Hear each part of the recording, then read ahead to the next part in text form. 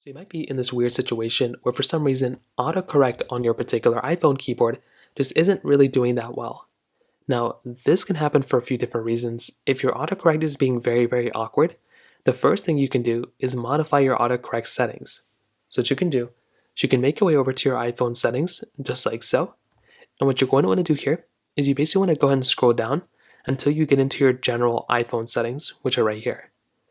Now in this panel, what you want to do here is you want to go ahead and scroll down until you see keyboard. So you can go and tap on a keyboard, which is right here. And then what you're going to want to do here is you basically just want to go and modify your settings.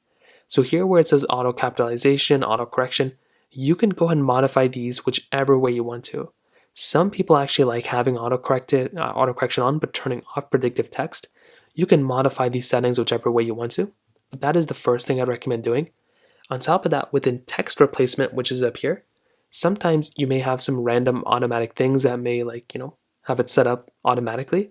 So if you don't like FYI or OMW or whatever, you can go and modify these as well.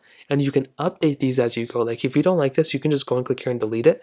And that's another option you have. And that might just be an easier thing you can do to kind of, modify these particular things as well. So that's another thing you can do. On top of that, if that's not working, you can always try updating your particular iPhone as well. And you can do this by tapping on the software update panel right here, going through, trying to update your iPhone. And that's another thing that can probably end up fixing this problem too for some people. If none of these things work, you can always try typing into your App Store and downloading a third-party keyboard like Gboard or Microsoft SwiftKey or one of these types of other keyboards that are available. You can always try downloading these ones as well, and it's another option you can do to kind of improve it as well. So that pretty much covers it up there. If you have any other thoughts or questions, let me know in the comment section below.